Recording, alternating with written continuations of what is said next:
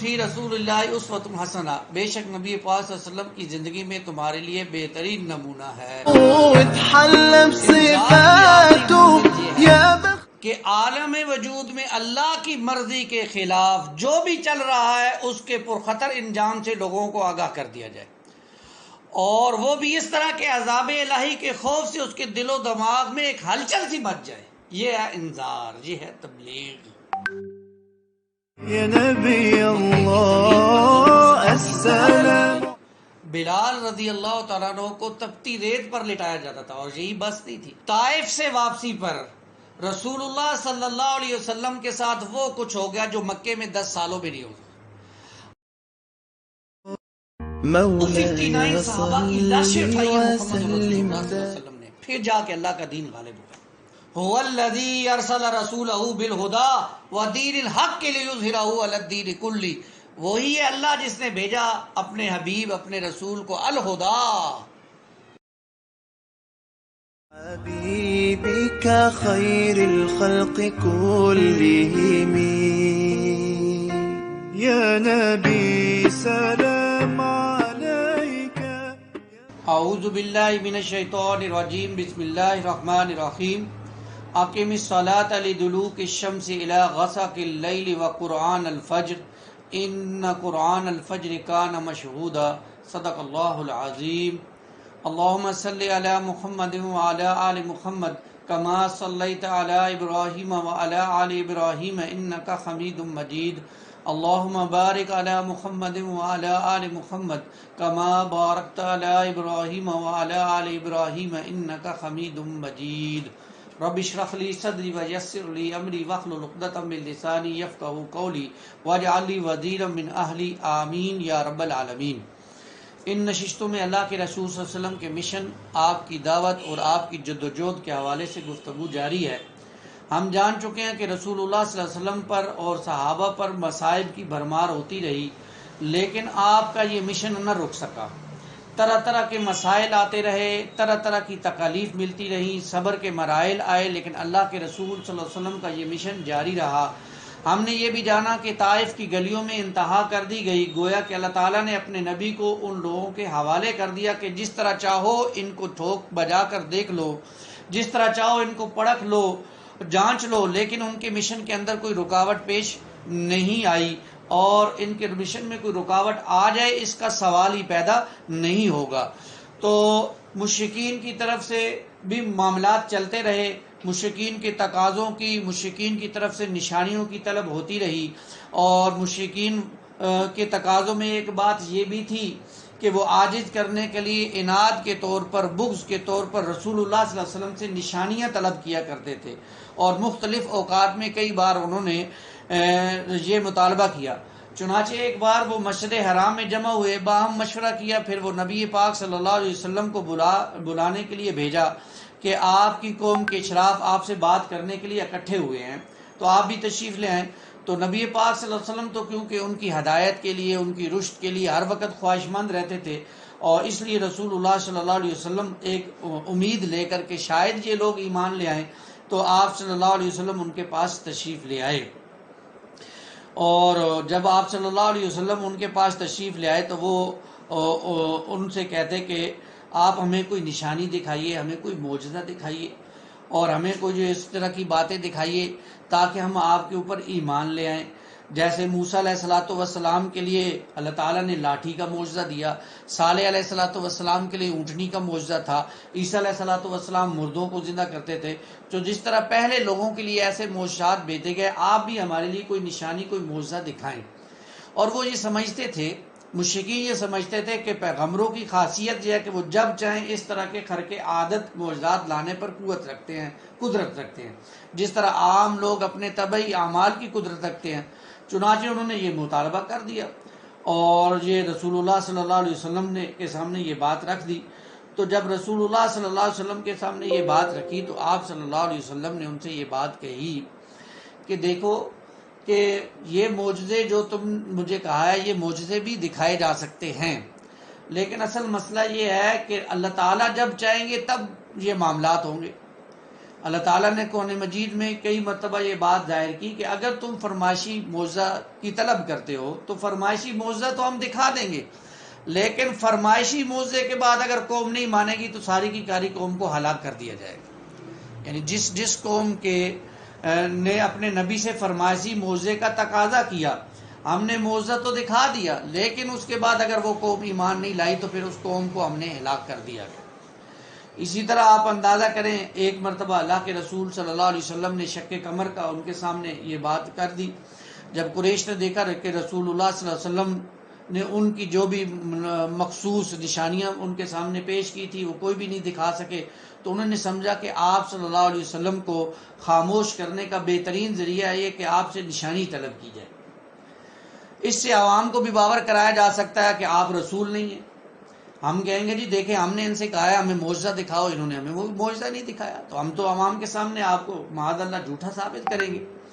تو آخر چنانچہ وہ بار بار اللہ کے رسول سے یہ بات کرتے کہ آخر آپ ہمیں کوئی نشانی کیوں نہیں دکھاتے ہم جس سے ہم جان سکیں کہ آپ واقعی اللہ کے رسول ہیں۔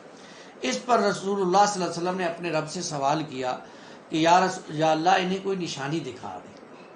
چنانچہ اللہ تعالیٰ نے یہ نشانی دکھائی کہ آپ صلی اللہ علیہ وسلم نے انگلی چاند کی طرف ایسے اشارہ کیا اور اس اشارہ کرنے سے چاند دو ٹکڑوں میں جو ہے وہ بٹ گیا، دو ٹکڑوں میں جو ہے وہ ٹکڑے ٹکڑے ہو گئے، ایک ٹکڑا جبل ابو قبیس کے اوپر اور ایک اس سے نیچے چلا گیا، یہاں تک کہ لوگوں نے ہرا پہاڑ کے دونوں ٹکڑوں کے درمیان دیکھا اسے، اور رسول اللہ صلی اللہ علیہ وسلم نے یہ فرمایا اشہدو گواہ رہو کہ میں نے تمہیں نشانی دکھا دی، معجزہ دکھا دیا۔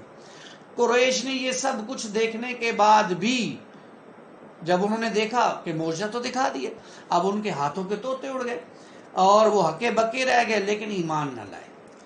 اور اس پر ایک شخص نے کہا کہ یہ تو محمد رسول اللہ صلی اللہ علیہ وسلم نے ہمیں جادو کر دیا ہے، یہ تو معاذ اللہ جادوگر ہے۔ ایک آدمی نے کہا کہ اگر اس نے تم پر جادو کر دیا تو سارے لوگوں پر تو نہیں کیا نا، مسافروں کا انتظار کرو، مسافر آئیں گے ان سے پوچھتے ہیں کہ انہوں نے بھی اس معجزے کو دیکھا ہے۔ اور جب لوگ مسافر آئے تو قریش نے ان سے پوچھا کہ بھائی بتاؤ کہ تم نے اس معجزے کو دیکھا، تو لوگوں نے بتایا کہ ہاں بالکل دیکھا، اور ہم نے اس معجزے کو دیکھا، چاند کو دو ٹکڑے ہوتے ہوئے دیکھا، یہ سارے کی سارے معاملات بھی ہم نے دیکھے۔ اب آپ دیکھیں کہ ایک طرف لوگ دبانے کی کوشش کر رہے ہیں رسول اللہ صلی اللہ علیہ وسلم کو، اور دوسری طرف اللہ تعالیٰ اپنے رسول کو عروج پر لے گیا اور معراج کی سیر کرائی، اور یہ سارے کے سارے معاملات کس لیے ہیں؟ تاکہ آپ صلی اللہ علیہ وسلم کو یہ یقین دلایا جائے، آپ کو یہ بتایا جائے کہ آئندہ عروج آپ کا ہوگا، آئندہ عروج دعوت حق کا ہوگا، آئندہ عروج اللہ کے دین کا ہوگا۔ تو اللہ کے رسول صلی اللہ علیہ وسلم کو معراج کی طرف لے جایا گیا، جس کا ذکر سورہ بنی اسرائیل کے جو ہے وہ پہلی آیت کے اندر ہے۔ سبحان الذی اسری بعبدہ لیلا من المسجد الحرام الی المسجد الاقصی الذی بارکنا حولہ لنریہ من آیاتنا انہ هو السمیع البصیر۔ پاک ہے وہ ذات جو لے گئی اپنے بندے کو راتوں رات، اپنے بندے کو راتوں رات مسجد حرام سے مسجد اقصی تک کی سیر کرائی، جس کے گرد ہم نے برکت رکھ دی ہے تاکہ ہم اس سے اپنی نشانیاں دکھائیں، بے شک وہ سننے والا ہے اور دیکھنے والا ہے۔ اب دیکھیں کہ اس کو واقعہ معراج بھی کہتے ہیں، واقعہ اسراء بھی کہتے ہیں۔ اسراء سے مراد ہے راتوں رات نبی پاک صلی اللہ علیہ وسلم کا مکہ سے بیت المقدس تشریف لے جانا، اور معراج سے مراد ہے عالم بالا میں تشریف لے جانا۔ یہ واقعہ رسول اللہ صلی اللہ علیہ وسلم نے جسم روح سمیت یہ کیا ہے، اور اسراء کا ذکر قرآن مجید میں میں نے عرض کیا کہ سورہ بنی اسرائیل کی پہلی آیت میں آیا، اور معراج کا ذکر سورہ نجم کی 7ویں آیت سے لے کر 18ویں آیت تک مذکور ہے۔ اور اسراء اور معراج کے وقت میں کچھ اختلاف ہے، لیکن زیادہ بہترین قول یہ ہے کہ یہ سن 10 یا 11 نبوی میں جو ہے وہ پیش واقعہ آیا۔ سیدنا جبرائیل علیہ الصلوۃ والسلام براق لے کر تشریف لائے۔ یہ گدھے سے بڑا ایک خچر نما جانور ہے، خچر سے چھوٹا اور گدھے سے بڑا خچر کی ٹائپ کا ایک جانور ہے، جو اپنا ایک کھر اپنے نگاہ کے آخری مقام تک رکھتا ہے۔ اس وقت نبی پاک صلی اللہ علیہ وسلم مسجد حرام میں تھے۔ آپ اس جانور پر سوار ہو کر سیدنا جبرائیل کی معیت میں بیت المقدس تشریف لے گئے، اور وہاں جس حلقے میں انبیاء اپنی سواریاں باندھتے تھے اس میں جا کر براق کو باندھ دیا گیا۔ پھر مسجد اقصیٰ میں داخل ہوئے، 2 رکعت نماز پڑھی اور اس میں انبیاء کی امامت فرمائی۔ پھر حضرت جبرائیل آپ کے پاس 3 برتن لے کر آئے، ایک کے اندر شراب تھا، ایک کے اندر دودھ تھا، ایک کے اندر شہد تھا۔ آپ صلی اللہ علیہ وسلم نے دودھ پسند فرمایا۔ سیدنا جبرائیل نے فرمایا آپ نے فطرت کو پسند کیا ہے، آپ کو بھی ہدایت نصیب ہوئی اور آپ کی امت کو بھی ہدایت نصیب ہوئی، اگر آپ شراب پسند فرماتے تو آپ کی امت گمراہ ہو جاتی۔ اس کے بعد رسول اللہ صلی اللہ علیہ وسلم کو بیت المقدس سے آسمان دنیا تک لے جایا گیا۔ آسمان دنیا، یہ آسمان جو مجھے اور آپ کو نظر آتا ہے، سیدنا جبرائیل نے دروازہ کھلوایا، آپ کے لیے دروازہ کھولا گیا۔ آپ نے وہاں انسانوں کے باپ سیدنا آدم علیہ الصلوۃ والسلام کو دیکھا، انہیں سلام کیا، انہوں نے آپ کے سلام کا جواب دیا، مرحبا کہا اور آپ کی نبوت کا اقرار کیا۔ ان کے دائیں ایک گروہ تھا، جب انہیں دیکھتے تو مسکراتے تھے، یہ سعادت مندوں کی روحیں تھی، اور ان کے بائیں طرف ایک گروہ تھا، جب آپ ان کو دیکھتے تو وہ روتے تھے، اور یہ بدبختوں کی روحیں تھی۔ پھر آپ کو دوسرے آسمان پر لے جایا گیا، سیدنا جبرائیل نے دروازہ کھلوایا، آپ کے لیے دروازہ کھولا گیا، آپ نے اس میں 2 خالہ زاد بھائیوں سیدنا یحییٰ بن زکریا اور سیدنا عیسیٰ بن مریم کو دیکھا اور انہیں سلام کیا، دونوں نے جواب دیا، مرحبا کہا اور آپ کی نبوت کا اقرار کیا۔ پھر تیسرے آسمان پر لے جایا گیا، وہاں آپ نے سیدنا یوسف علیہ الصلوۃ والسلام کو دیکھا، انہیں آدھا حسن دیا گیا تھا، آپ نے انہیں بھی سلام کیا، انہوں نے جواب دیا، مرحبا کہا اور آپ کی نبوت کا اقرار کیا۔ پھر رسول اللہ صلی اللہ علیہ وسلم کو چوتھے آسمان پر لے جایا گیا، وہاں سیدنا ادریس علیہ الصلوۃ والسلام کو دیکھا، انہیں سلام کیا، انہوں نے جواب دیا، مرحبا کہا اور آپ کی نبوت کا اقرار کیا۔ پھر 5ویں آسمان پر لے جایا گیا، وہاں آپ نے ہارون علیہ الصلوۃ والسلام کو دیکھا، انہیں سلام کیا، انہوں نے سلام کا جواب دیا، مرحبا کہا اور آپ کی نبوت کا اقرار کیا۔ پھر آپ کو 6ٹھے آسمان پر لے جایا گیا، وہاں موسیٰ بن عمران علیہ الصلوۃ والسلام سے ملاقات ہوئی، آپ نے انہیں سلام کیا، انہوں نے جواب دیا، مرحبا کہا، آپ کی نبوت کا اقرار کیا۔ پھر جب آپ وہاں سے آگے بڑھے تو وہ رونے لگے، سیدنا موسیٰ رونے لگے، ان سے کہا گیا کہ آپ کیوں رو رہے ہیں؟ انہوں نے کہا میں اس لیے رو رہا ہوں کہ ایک جوان میرے بعد مبعوث کیا گیا ہے، اس کی امت میری امت سے زیادہ تعداد میں جنت کے اندر داخل ہوگی۔ اس کے بعد 7ویں آسمان پر لے جایا گیا، وہاں آپ کی ملاقات اپنے جد امجد سیدنا ابراہیم علیہ الصلوۃ والسلام ہوئی، آپ نے انہیں سلام پیش کیا، انہوں نے جواب دیا، مرحبا کہا، آپ کی نبوت کا اقرار کیا۔ وہ اپنی پشت، اپنی بیت المعمور سے لگائے ہوئے تھے، بیت المعمور سے لگائے ہوئے تھے، جس میں روزانہ 70,000 فرشتے داخل ہوتے ہیں، اور جو ایک دفعہ داخل ہو گیا اس کی پھر پوری قیامت تک باری نہیں آئے گی۔ جیسے زمین پر بیت اللہ ہے، جہاں ہم جا کر طواف کرتے ہیں، ایسے ہی آسمان پر بیت المعمور ہے، وہاں پر فرشتے طواف کرتے ہیں۔ تو ایک فرشتہ جب طواف کے لیے جاتا ہے پھر پوری زندگی اس کی باری نہیں آئے گی۔ پھر آپ صلی اللہ علیہ وسلم کو سدرۃ المنتہا تک لے جایا گیا، اس کے پتے ہاتھی کے کان جیسے تھے اور پھل بڑے کونڈوں یا ٹھیلوں جیسے تھے، پھر اس پر سونے کے پتنگے چھا گئے اور اللہ کے حکم سے جو کچھ چھانا تھا وہ چھا گیا۔ اس سے وہ سدرہ بیری کا درخت تبدیل ہو کر اتنا خوبصورت ہو گیا کہ اللہ کی کوئی مخلوق اس کا حسن بیان نہیں کر سکتی۔ پھر آپ کو جبار جل جلالہ کے حضور لے جایا گیا، اور آپ اس کے اتنے قریب ہوئے کہ 2 کمانوں کے برابر یا اس سے بھی کم کا فاصلہ رہ گیا۔ اس وقت اللہ نے اپنے بندے پر وحی فرمائی اور آپ پر اور آپ کی امت پر دن رات میں 50 وقت کی نمازیں فرض کی۔ پھر آپ صلی اللہ علیہ وسلم موسیٰ علیہ الصلوۃ والسلام کے قریب سے گزرے تو انہوں نے پوچھا آپ کے رب نے آپ کو اس بات کا حکم دیا؟ آپ نے فرمایا ب50 صلات، 50 نمازوں کا حکم دیا۔ انہوں نے کہا آپ کی امت اس کی طاقت نہیں رکھتی، اپنے رب کے پاس واپس جائیے، اس میں تخویف کا سوال کیجئے۔ آپ نے جبرائیل کی طرف دیکھا، انہوں نے اشارہ کیا ٹھیک فرمایا، اگر آپ چاہیں تو۔ چنانچہ آپ صلی اللہ علیہ وسلم واپس ہوئے، اللہ نے پھر 10 نمازیں کم کر دی۔ پھر حضرت موسیٰ کے پاس سے گزرے تو انہوں نے پوچھا آپ نے بتلایا تو؟ انہوں نے کہا اور کم کرائیے۔ یوں چلتے چلتے نمازیں 5 رہ گئی۔ سیدنا موسیٰ نے مشورہ دیا کہ اس کو بھی کم کرائیے، بنی اسرائیل اس سے کم پر بھی جو ہے وہ اکتفا نہ کر سکے۔ تو نبی پاک صلی اللہ علیہ وسلم نے فرمایا قد استحییت من ربی ولکنی ارضی واسلم، اب مجھے اپنے رب سے شرم آ رہی ہے، میں اس پر راضی ہوں اور سر تسلیم خم کرتا ہوں۔ غور فرمائیے، رسول اللہ صلی اللہ علیہ وسلم تو اب 5 نمازیں کم کرنے پر شرم محسوس کر رہے ہیں، امت آج 5 کی 5 چھوڑ دیتی ہے پر کوئی شرم محسوس نہیں کرتی۔ تو رسول اللہ صلی اللہ علیہ وسلم یہ 5 نمازیں لے کر اپنے رب کے پاس سے تشریف لائے۔ اللہ نے فرمایا جو دن میں 5 نمازیں ادا کرے گا اس کو ثواب 50 نمازوں کے برابر کا ہی ملے گا۔ پھر اس رات نبی پاک صلی اللہ علیہ وسلم مکہ مکرمہ تشریف لائے۔ جب صبح ہوئی اور آپ نے اپنی قوم کو ان بڑی بڑی نشانیوں کی خبر دی اور اللہ جل جلالہ نے جو آپ کو دکھائی تھی، تو قوم کی تکذیب اور اذیت اور ذررشانی میں شدت آ گئی۔ انہوں نے بلائے ماننے کہ آپ کو مزید تکلیفیں دینی شروع کر دی۔ کسی نے تالیاں بجائیں، کسی نے تعجب اور انکار سے ہاتھ اپنے سر پر رکھ لیا۔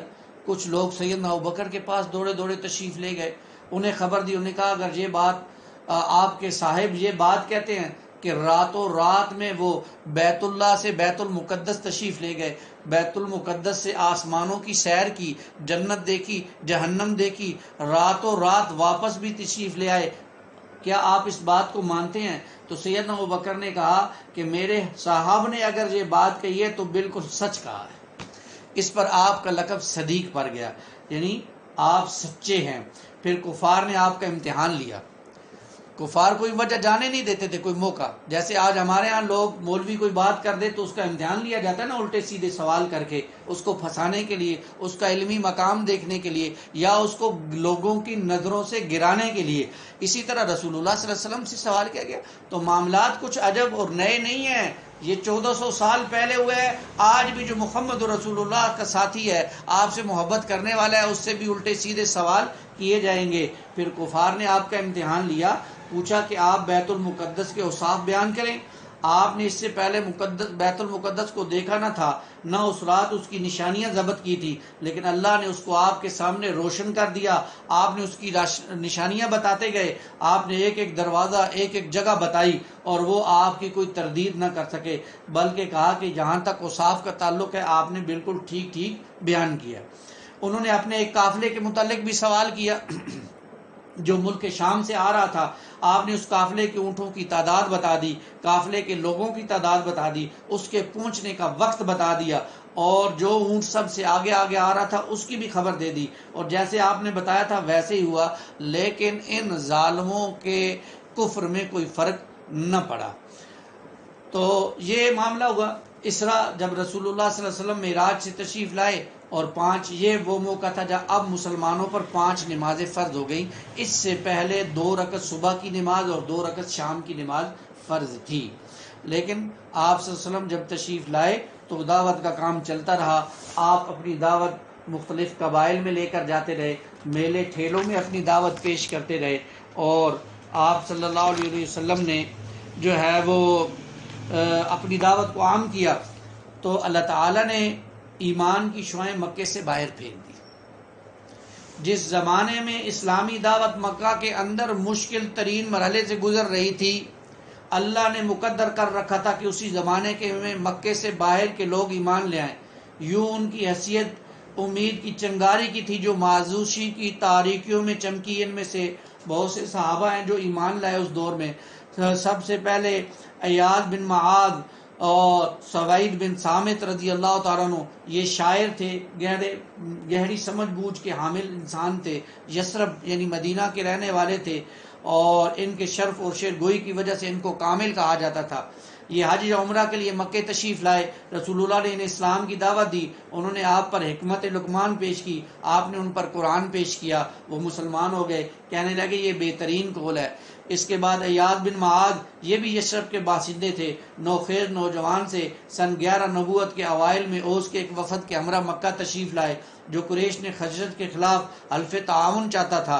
رسول اللہ صلی اللہ علیہ وسلم کو علم ہوا تو آپ ان کے پاس تشریف لے گئے، انہیں اسلام کی دعوت دی، قرآن کی آیات تلاوت فرمائی۔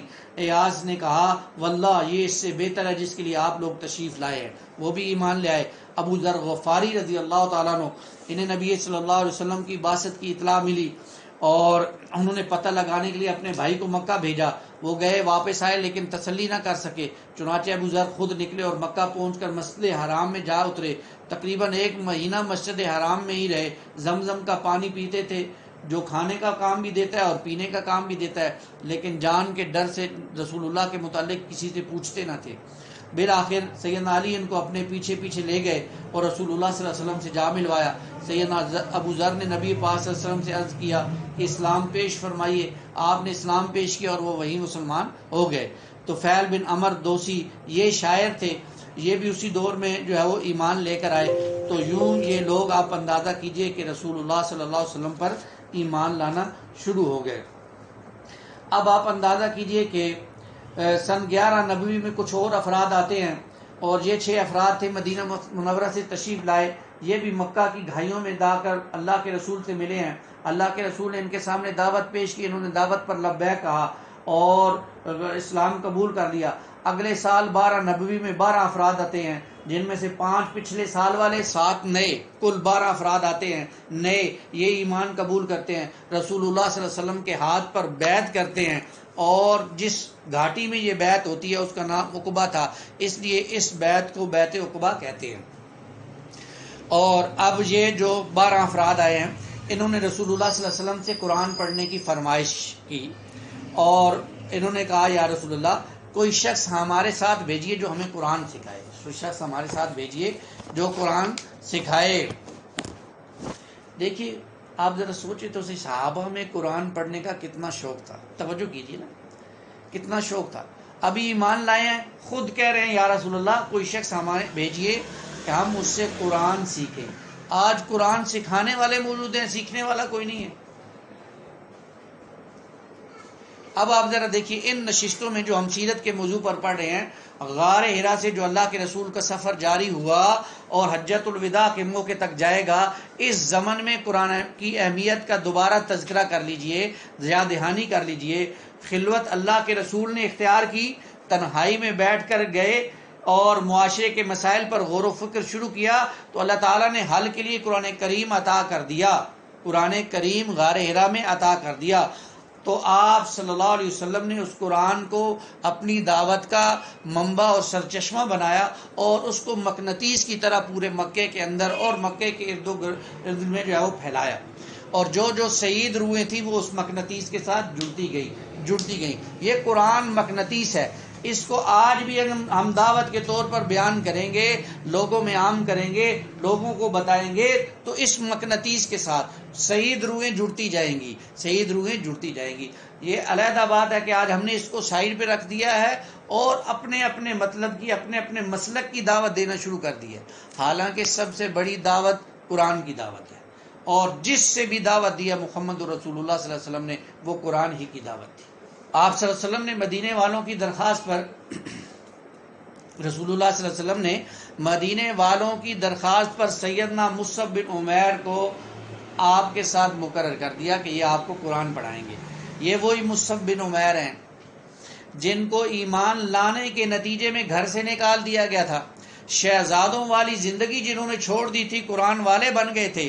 جیسا کہ رسول اللہ نے فرمایا خیرکم من تعلم القرآن وعلمہ، تم میں بہترین وہ لوگ ہیں جو خود قرآن سیکھیں اور دوسروں کو سکھائیں. یہ مصعب مدینے میں جاتے ہیں، وہاں ہر گھر میں جا کر قرآن کی دعوت دیتے ہیں. آج ہمارے گھروں میں بھی دعوتیں ہوتی ہیں، آج موسیقی کی دعوت بھی موجود ہے، آج رقص و سرور کی دعوت بھی موجود ہے، آج فلموں ڈراموں کی دعوت بھی موجود ہے، آج اللہ کی نافرمانی کی دعوتیں گھر گھر میں موجود ہیں. کہیں ڈش کے ذریعے سے، کہیں انٹرنیٹ کے ذریعے سے، کہیں کیبل کے ذریعے سے. کیا آج ہمارے گھروں میں قرآن کی دعوت موجود ہے؟ ذرا سوچئے. سیرت کا پیغام یہ ہے کہ گھر گھر میں قرآن کی شمع روشن ہو جائے، گھر گھر میں قرآن پڑھنے والے ہو جائیں، چھوٹے چھوٹے حلقے قرآنی لگائے جائیں. خواتین کے اندر، مرد اپنے مردوں کے اندر قرآن مجید پڑھائیں. لوگ قرآن پڑھیں گے تو ایمان پیدا ہوگا، ایمان پیدا ہوگا تو اخلاق بہتر ہوں گے، اخلاق بہتر ہوں گے تو خوف آخرت پیدا ہوگا. ہمارے ہاں ایک ساتھی بتا رہے تھے کہ کچھ صاحب ہیں وہ بہت ڈراتے ہیں، بڑی ڈراؤنی باتیں بتاتے ہیں قبر کی، آخرت کی، اور ظاہری بات ہے جب بندہ ان کو سنتا ہے تو پریشان ہو جاتا ہے. اب وہ باتیں انسان کو پریشان کیوں کرتی ہیں؟ اس لیے کہ ہم قرآن سے دور ہیں۔ جب قرآن پڑھیں گے تو بشارتیں بھی آئیں گی، خوبصورت جنت کی بہاریں بھی آئیں گی۔ تو دعوت کا منبع یہ ہے اللہ کے رسول صلی اللہ علیہ وسلم کا، ماننے والوں کو خوشخبریاں سناؤ، ماننے والوں کو جنت کی باتیں بتاؤ، جنت کی نعمتوں کو بتاؤ، اور نہ ماننے والوں کو ڈراؤ، ان کے سامنے انذار اور تبذیر کرو تاکہ وہ خوف یا انذار کی وجہ سے واپس آ جائے۔ تو یہ مصحف جاتے ہیں گھر گھر قرآن پڑھاتے ہیں، ان کا نام وہاں پڑ جاتا ہے مقری، قرآن پڑھانے والے۔ کیا نام پڑ جاتا ہے؟ مقری، قرآن پڑھانے والے۔ تو ایک سال یہ محنت کرتے ہیں، ایک سال یہ محنت کرتے ہیں، اگلے سال 72 افراد کو محمد رسول اللہ کی جھولی میں ڈال دیتے ہیں۔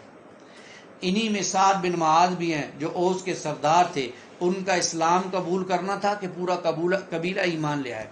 یہ ہے وہ دعوت قرآنی جو مصعب بن عمیر پیش کر رہے تھے۔ نوجوان تھے، اور کیسے نوجوان، آپ اندازہ کریں، شہزادوں والی زندگی گزر رہے، شہزادوں والی زندگی۔ خوشبوئیں پیرس سے آتی تھی، کپڑے پیرس سے اور مصر سے اور شام سے سل کے آیا کرتے تھے۔ پیرس کا نام تو ایسے نکل گیا، اس وقت مصر اور شام سے جو ہے وہ سل کر آیا کرتے تھے۔ ایسی زندگی۔ اور آج ہمارے نوجوان کو دیکھیے، ہمارے معاشرے میں بھی نوجوان ہیں نا، آپ اپنے نوجوان کو دیکھیے، آج کے نوجوان کے مشغلے کیا، ان کا مشن کیا ہے؟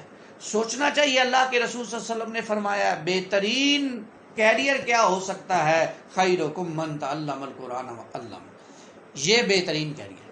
آج کا نوجوان لڑکیوں کی طرح بال رکھتا ہے، آج کا نوجوان ہاتھوں میں عورتوں کی طرح چوڑیاں پہنتا ہے، آج کا نوجوان اپنے جو ہے وہ، ہمارا نوجوان ہمارے معاشرے کی ہے، سنیک ٹیوب اور لائکی کے بغیر اس کا گزارا نہیں ہے۔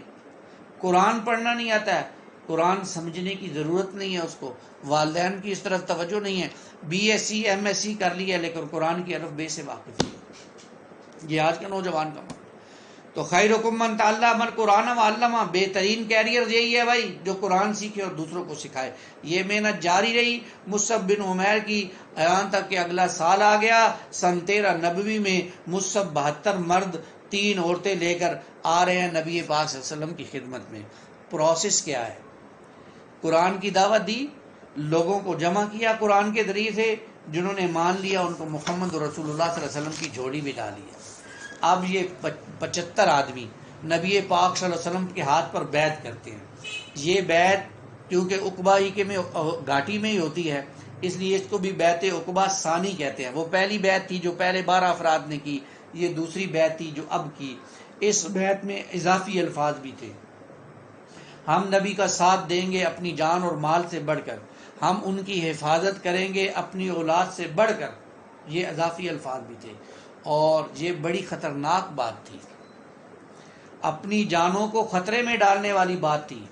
اللہ کے نبی سیدنا عباس اور کچھ لوگ اور بھی کہتے ہیں کہ سوچ لو تو تم کیا بیعت کر رہے ہو، سوچو ذرا، لیکن وہ تو محمد رسول اللہ صلی اللہ علیہ وسلم کے دیوانے ہو چکے تھے، اس لیے انہوں نے کہا ہم نے تو سوچ لیا ہے، ہم اپنی جان و مال پیش کریں گے، اپنی جان سے بڑھ کر محمد رسول اللہ صلی اللہ علیہ وسلم کی حفاظت کریں گے۔ سن 11 نبوی میں 6 افراد ایمان لائے، سن 12 میں 12 افراد ایمان لائے، سن 13 نبوی میں 75 افراد ایمان لائے۔ غور کیجئے گا، مکہ میں اللہ کے رسول صلی اللہ علیہ وسلم 10 سال محنت کی ہے، 10 سال، لیکن بامشکل 100 افراد بھی ایمان نہ لائے۔ لیکن حالیہ 2-3 برسوں میں 100 افراد ایمان لا رہے ہیں، اور مکے میں نہیں، مدینے سے آ کر ایمان لا رہے ہیں۔ یہ اللہ کی اپنی پلاننگ ہے، یہ اللہ کی اپنی حکمت ہے، وہ جس وقت چاہے اپنا کام لے لے۔ ہمارا کام یہ ہے کہ ہم اپنے دینی فرائض کو پوری جان فشانی کے ساتھ ادا کرتے ہیں، لگے رہیں، اپنے آپ کو لگاتے رہیں۔ ہو سکتا ہے اللہ کسی کو اٹھا لے، وہ تو اس کے فیصلے ہیں، اس کے معاملات ہیں۔ بہرحال یہ 75 افراد واپس جا رہے ہیں۔ رسول اکرم صلی اللہ علیہ وسلم نے ان 75 افراد پر 12 نقیب مقرر کرا دیے۔ نقیب بامانی ذمہ دار کے، یہ 12 نقیب موسیٰ علیہ السلام کے ہاں بھی ملتے ہیں، اور ان سے بھی بیعت لی گئی تھی، اور یہ نبی پاک صلی اللہ علیہ وسلم سے بھی جو جا رہے ہیں، یہ بھی 12 نقیب، تاکہ ڈسپلن کو قائم کیا جائے، تاکہ لوگوں کے ساتھ معاملات جو ہے وہ کیسے چلانے ہیں، ان کا ذمہ دار کون ہوگا، یہ سب جو ہے وہ محمد رسول اللہ صلی اللہ علیہ وسلم کر رہے ہیں۔ اب جب یہ معاملات ہوئے تو اس دوران بہت سے واقعات اور بھی پیش آ گئے۔ سہیب رومی رضی اللہ تعالیٰ عنہ کو راستے میں اللہ کے رسول صلی اللہ علیہ وسلم کو ہجرت کا معاملہ ہوتا ہے۔ انشاءاللہ اگلی نشست میں ہم پڑھیں گے کہ ہجرت کیسی ہوتی ہے۔ اللہ تعالیٰ مجھے اور آپ کو سیرت رسول پر عمل کرنے کی، اس سے اپنی زندگیوں کو بدلنے کی توفیق عطا فرمائے، آمین یا رب العالمین۔ اقول قولی ھذا استغفر اللہ لی ولکم ولسائر المسلمین والمسلمات۔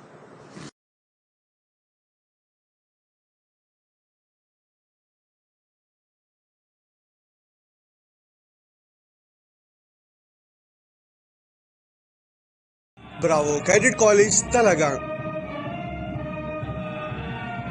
بالمقابل نزد نیو لاری اڈا چکوال روڈ تلگانگ۔